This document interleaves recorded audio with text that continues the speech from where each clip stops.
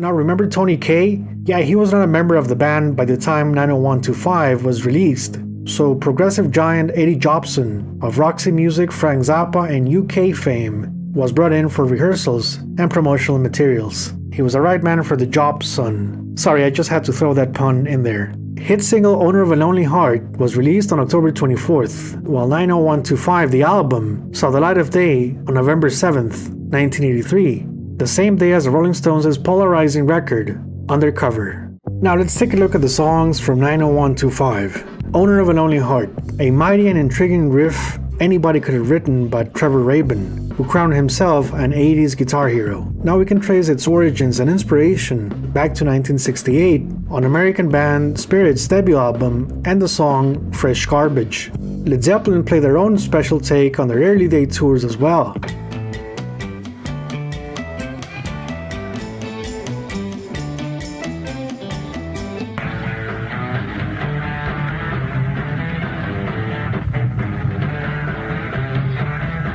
Past Trevor Rabin's killer riff, we move into the verse, where his guitars turn to a D sus2 sus4 and G5 textures that work as response to Anderson's lyrics. But what made the song famous were the small audio bits of sudden hits and rapid fire scales. The famous horn section sample came from a 1971 track, Cool Is Back by Funk Incorporated, which was later added into a Fairlight CMI synthesizer. The sample was then played on the keyboard's high range.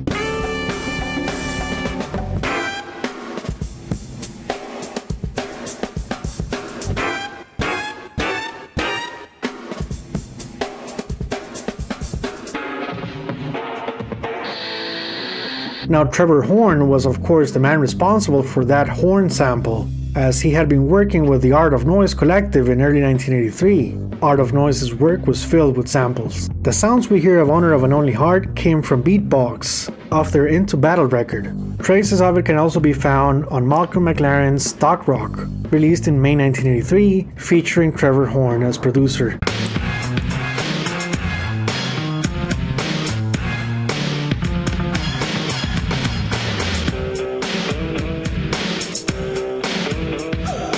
Guitar tones here had Trevor Rabin using almost the same distortion and mixing setting as his studio session on Manfred Mann's Chance, released in October 1980. Check out the intro for the opening track Lies, through the 80s.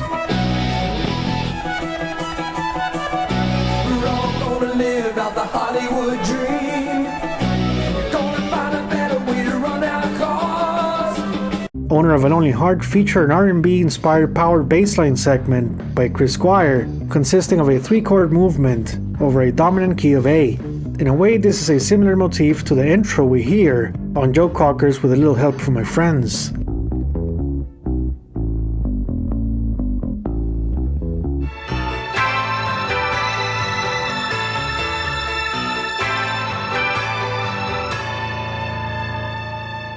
And not only granted Squire a solid writing credit, but it added a necessary build-up just before Trevor Rabin's dramatic guitar solo, using a 2-signal mix, including a pitch effect using fifths to achieve its signature sound. This effect was later used by Steve Vai on his God Bless video solo with Alcatraz. I read a YouTube comment that this guitar solo sold 1 billion harmonizers, a perfect description as the harmonizer made this pitch effect possible. Just like Toto's Rosanna, Trevor's solo ends and cuts right into a softer dynamic, this time with clean guitar arpeggios that sound perfect for the 1983 of The Police, Huey Lewis, and David Bowie's Let's Dance. John Anderson's lyrics were a pivotal contribution to Rabin's original demo, as he addressed early 80s existentialism in the quest for reinvention, finding meaning in the new trails of technology, that is. Timeless words by a man who led by example. 39-year-old short-haired Anderson looked quite different since the days of Tormato. Yes's new hit single made these rockers relevant for the MTV era audience, and it was a perfect rival to Asia's Heat of the Moment, whose lyrics talked about past actions and codependent memories. Yes looked straight ahead. As Devo said on Whip It, go forward, move ahead. Trevor Horn's genius production turned a Trevor Rabin demo into a work of art. It was a work of Trevor's. Now, specific instructions were given to drummer Alan White of using bass drum, snare, and hi-hat only.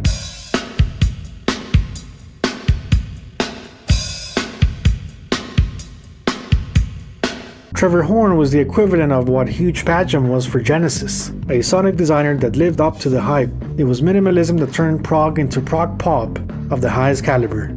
Track 2, Hold On, didn't have the most original title, as there was a 1981 song by Canadian singer Ian Thomas, which was covered by Santana on his 1982 album Shango. But despite the title similarity, Yes's track was most superior, expanding on the fresh ideas and sound of Owner of a Lonely Heart, this time with a 12/8 shuffle groove that you hear in many blues numbers, including Led Zeppelin's Since I've Been Loving You. Alan White's heavy-handed beat joined hands with Chris Squire's exquisite bass counterpoint. Trevor Rabin shines here with a tasty lead guitar theme, tight keyboard work, yes he played keyboards on the song, and long crunchy heavy metal textures. The song's chorus finds a Genesis-inspired structure of several chords, played around a single bass drone in F. Hold On was a result of merging two Trevor Rabin demos into one musical statement. Check them out.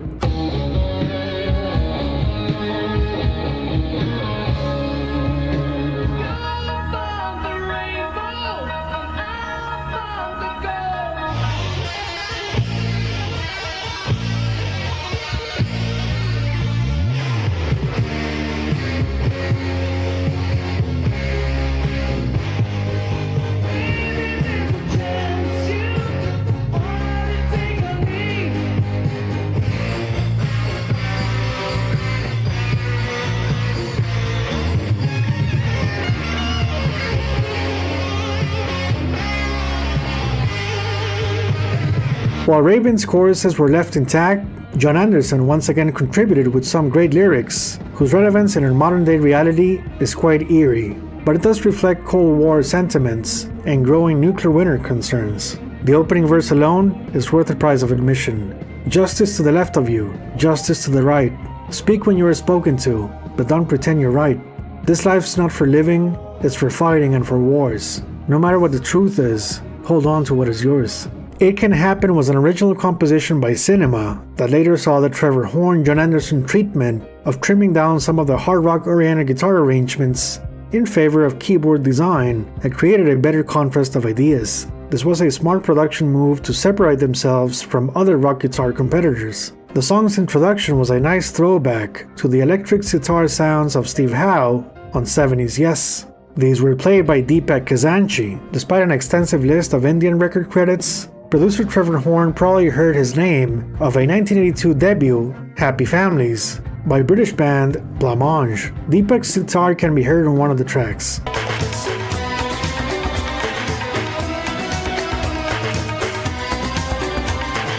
Anderson's verses add much cinematic feel, with introspective questions on the never-ending conflict of self against the expectations of a world that feeds on emptiness and profits. One of the most 80s sounding tracks on the record, with some guitar bits that sound like Pink Floyd's Another Brick in the Wall.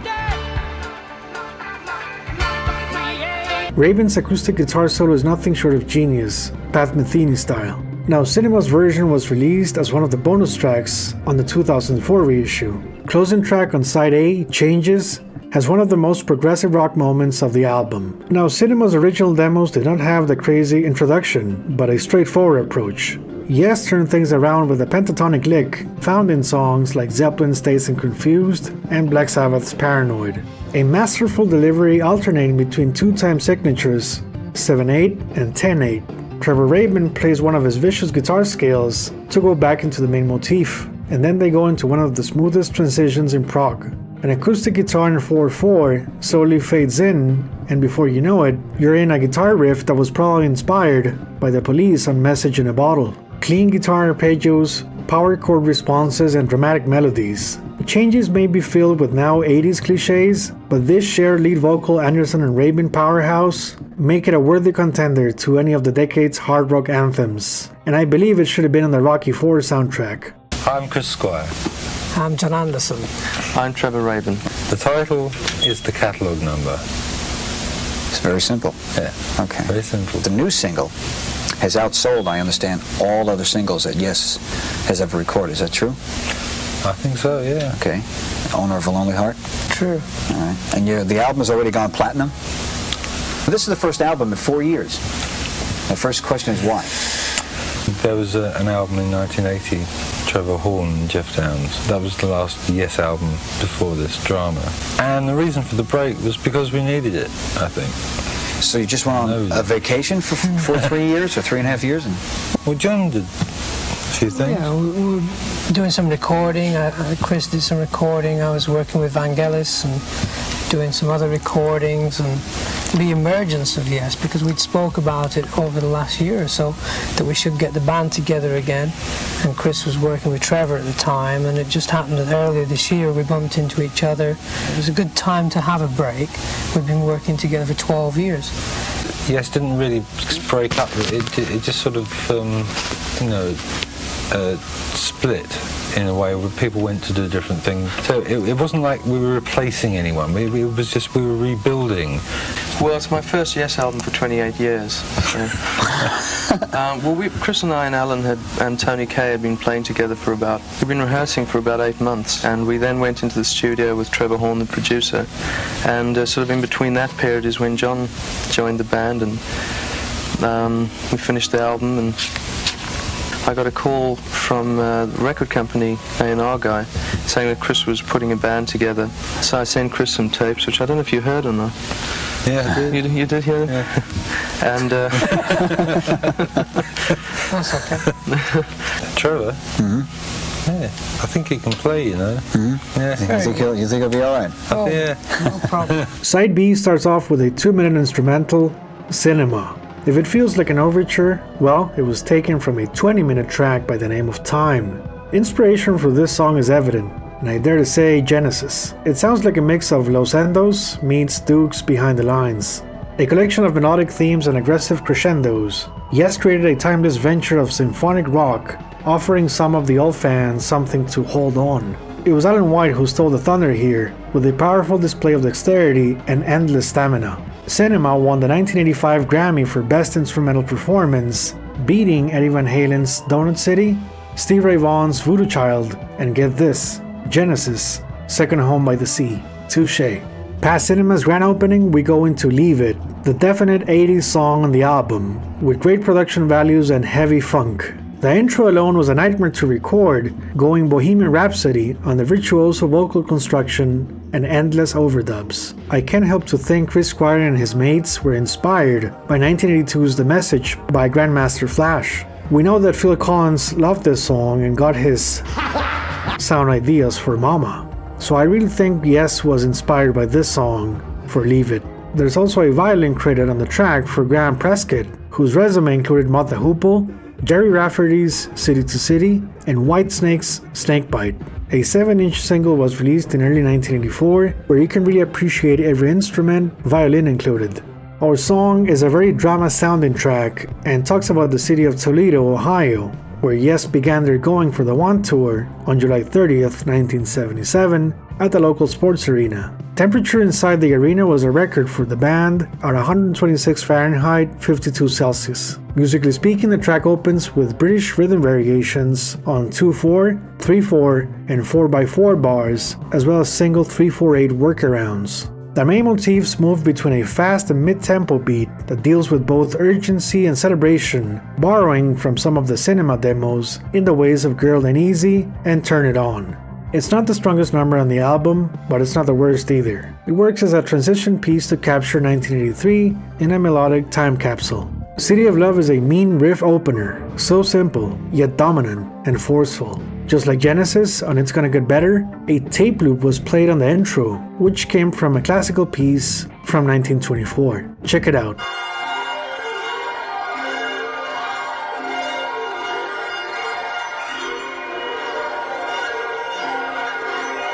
A Trevor Rabin composition, he was inspired by an unexpected visit to 1980s Harlem as his taxicab got the wrong address. A prog pop masterpiece carefully blending hard rock with elegant Baroque-inspired keyboard parts, reminding us the clever production styles of Trevor Horn, not letting your ears guess what's coming next. Props to Alan White's pocket drumming, which adds precious space, while Squire and Rabin riff away in a Zeppelin unison, similar to Drama's Machine Messiah in the 1981 XYZ demo of Telephone Secrets.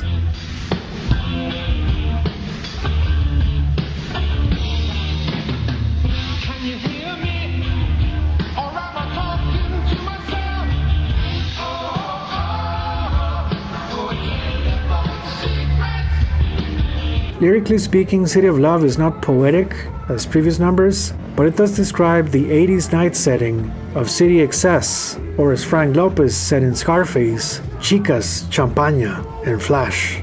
Closing album Hearts was developed around the main chorus by Trevor Rabin. The introduction was written by Tony Kaye in classic Yes fashion. A huge sounding drum and bass groove takes this track into arena showgrounds, while Rabin rocks this away with perverse string retain. It feels like a closing credits theme, and this is a very symbolic tune that signaled into what the next Yes album would sound like, once they faced the pressure of working full-time as 80s Yes. Now, despite the grandiose pace and mix, I have a love-hate relationship with this song. I love the epic melancholic parts, but hate the saccharine-filled melodic statements of the happy sections that get too damn corny for my taste. One last note, I think there are some very Genesis-sounding bits on this song.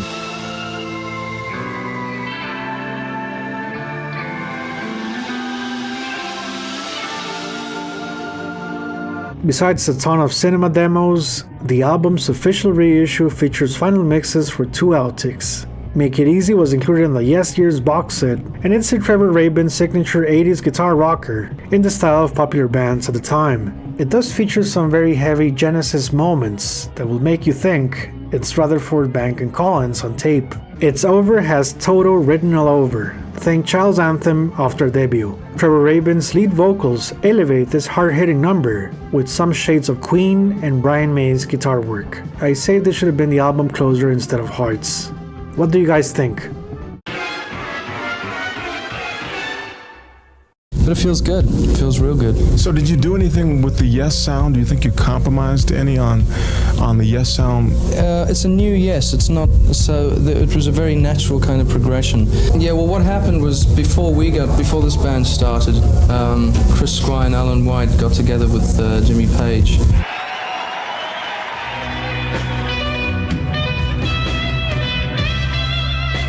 The next topic, the Yes album released over a decade ago.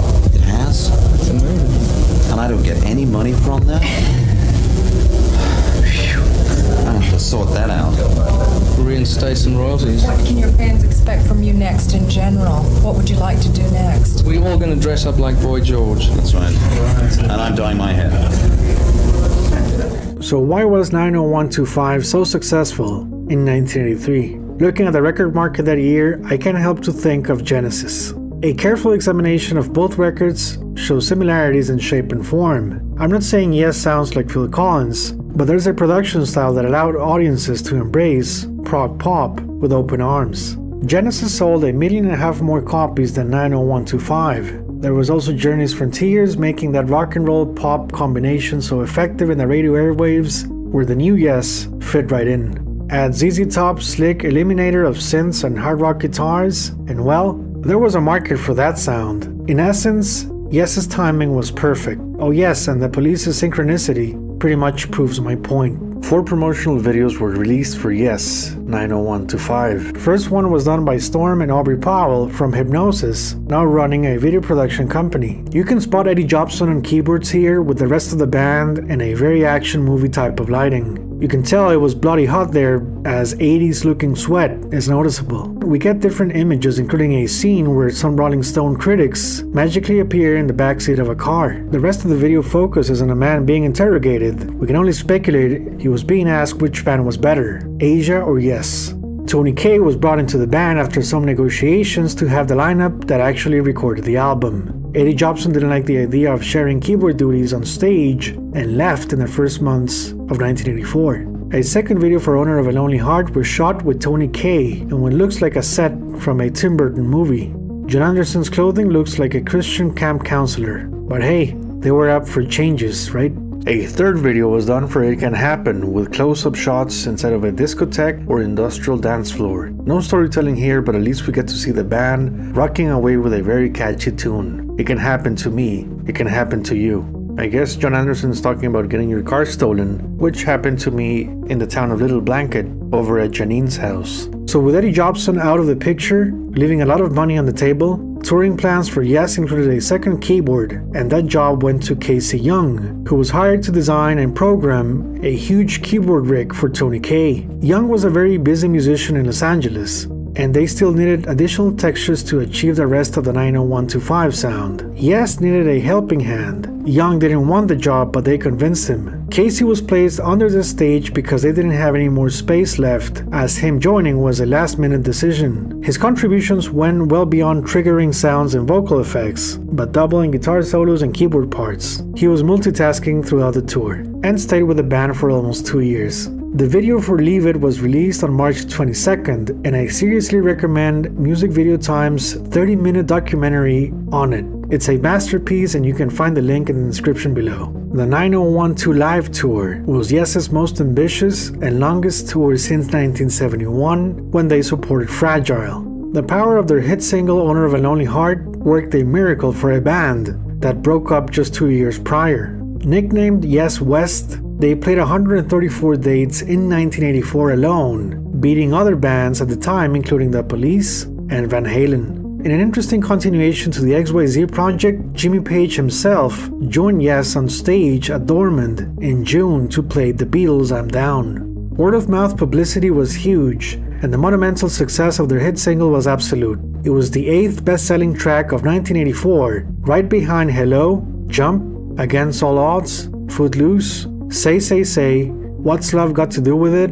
and When Doves Cry. 90125's touring plans beat any previous records for Yes, reaching new altitudes that neither Going for the One nor Tormato did. But of course, the fascinating aspect was the fact Trevor Rabin performed Yes music he did not record. The Yes expectations were high. Tony Kaye, on the other hand, was back at several cuts from the Yes album for a nice full circle on the material. The band was wise in removing 20-minute epics, aiming at a balanced set that would cater to the new MTV era fans, as well as the old fans expecting some prog rock frenzy and probably wanted to throw tomatoes at Yes's new sound. Average setlist began with 2 cuts from 90125, with Cinema, the obvious introduction. Next we have 2 songs from the Yes album and 90125 interspliced before jumping into Tony's keyboard solo and Trevor Rabin's acoustic guitar segment by the name of Solly's Beard. I must say Hearts work much better on stage than the studio version. I'm almost able to enjoy it. Changes was next. The intro was on point, with synchronized instrumental badassery. It's just magical to witness the transition into the main song. Their level of concentration is amazing. Trevor's vocals delivered the goods. It was a track that was meant to be played on stage. Everything clicked. And then it was back to 1972 for A New and I. It's a historic thing to see this lineup perform a Close to the Edge number. Soon was next for a warm relayer flashback. Owner of a Lonely Heart had a small introduction via Make It Easy, so the audience would be caught off guard with the hit single. Now recreating this track on stage was a tough job. From triggering sound samples to alternating between the different dynamics, they had to be on their A game. There was also the fact they played this at a faster tempo, which made textures and keyboard effects something of a military operation. It Can Happen translated well on stage, but long distance runaround was quite a challenge going back to Fragile. everybody knew their parts, but the generational shift in style was evident. A Trevor Rabin shred guitar spot took arenas by storm before giving the spotlight to Chris Squire for his tour de force bass solo, including bits from other Yes tunes. City of Love was next, and most surprisingly, despite its live show potential, yes, the live band was just not made for this type of material. There's something missing here. I think it's the tempo, or maybe it was too much heavy metal thunder for a band that rocked different. Starship Trooper was a different story. They played amazing renditions and Trevor Rabin stole the show on the closing section. Roundabout followed with a vibrant interpretation of the now 13-year-old classic. Props to Trevor Rabin. He did a tremendous job on playing Steve House's work. I'm not sure though if Howe could have done the same thing playing Rabin's parts in reverse.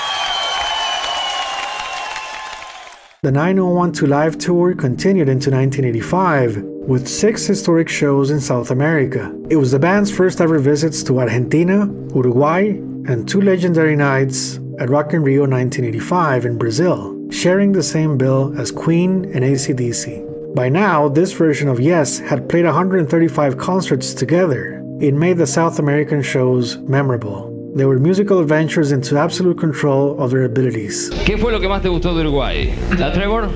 The Argentinian ladies. Las chicas argentinas. De Uruguay, las chicas argentinas.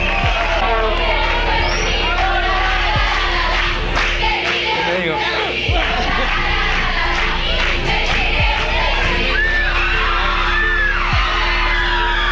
Now, in regards to Yes's visit to Argentina, it has to be said, it was a dangerous move for both the band and the audience. They were the first British band to play Argentina past the Falklands War. Tensions were just logical. A part of the population hated them despite their message of love and unity. Pink Floyd talked about it on the final cut. Yes actually went to Argentina. Where Queen enjoyed a happy 1981 visit, it was a different story for 1985 Yes, as the country was under heavy political tensions. Yes's original itinerary had more than 3 dates in Argentina past their show in Uruguay. The idea was to mirror Queen's 1981 visit to Buenos Aires, Rosario, and Mar del Plata. So why were the Rosario and Mar del Plata shows cut? Well, it was down to numerous death threats, alleged explosions at ticket offices, and just very bad blood from organized groups that did not want Yes performing there. Death became a matter of great concern for the Yes camp, echoing the lyrics for 90125, "It can happen to you, it can happen to me, it can happen to everyone eventually." How the band and management didn't cancel their participation says a lot about their commitment to their music and the audience. And well, they were trying to be messengers of peace past a tragic wound that only time would heal. This is why during Chris and Trevor's TV appearance, an announcement was made by Raven, letting the Argentinian audience know a 3rd show would be played in Buenos Aires, with promoters paying for transportation costs so ticket holders from the canceled dates could travel to the Argentinian capital on February 9th. Yes arrived in Argentina on a private Air Force plane with a 30 military personnel escort. They couldn't leave the hotel as the chances of getting shot were high. And just before the concerts, there was an anonymous call made to news outlets, letting people know the stadium in Buenos Aires would be blown to pieces. Despite this, Yes went ahead and played all 3 dates.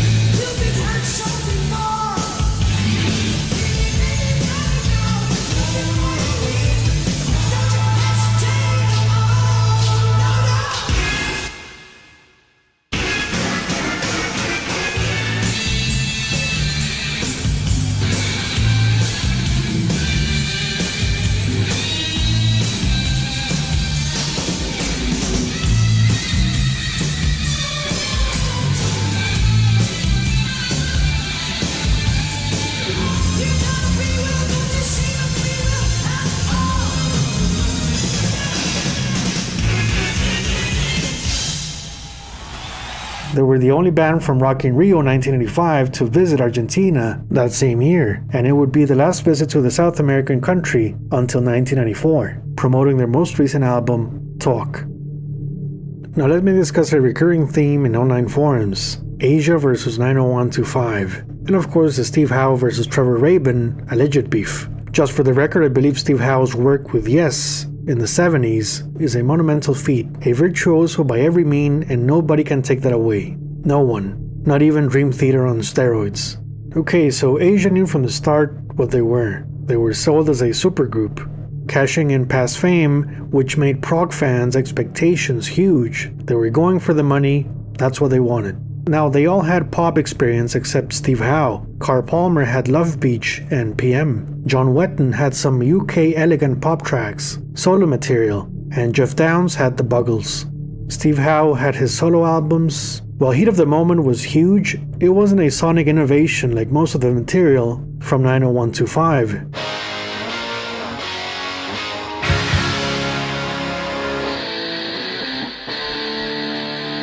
Yes, owner of A Lonely Heart had a big chord opening, but Trevor Horn's production was above anything Asia put on their debut. Now, Cinema had a much more organic process. They rehearsed for 9 months, where Asia was expected to be great, bypassing the chemistry side of things. Asia's debut was made in a hurry compared to Trevor Rabin's solo career, which built the foundations for the 90125 hit. Trevor Rabin was marketable for the 80s, where 70s guitar icon Steve Howe wasn't. Further proof of this was GTR's short-lived career.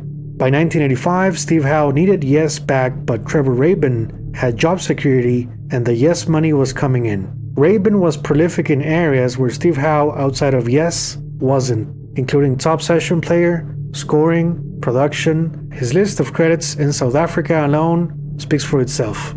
Steve Howe's alleged beef with Trevor Rabin was nobody's fault but him.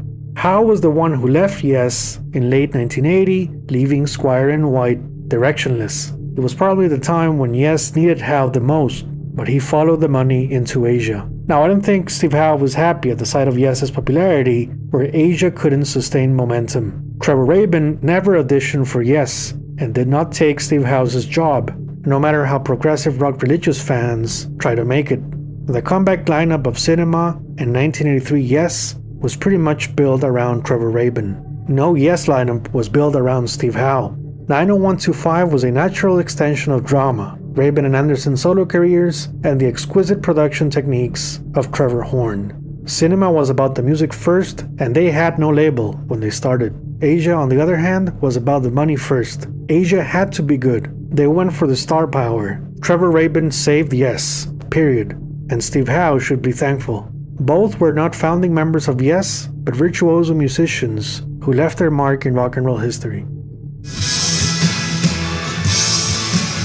November 1985 saw the release of both a concert VHS and a live album, 9012 Live, The Solos, featuring, well, instrumentals, and some band tracks like Hold On and Changes.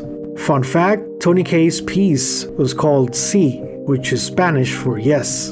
The concert VHS was directed by Steven Soderbergh, of future Hollywood directorial fame with Sex, Lies and Videotape, Erin Brockovich, Traffic, Ocean's 11, and Solaris. The 90125 recording and promotional tour cycle was complete. Yes was ready for a well-deserved break with millions of dollars in their pockets. It was time for a much-needed vacation before a new endeavor into big generators and big problems. This was the making of 90125. Thank you very much for watching. Bye-bye.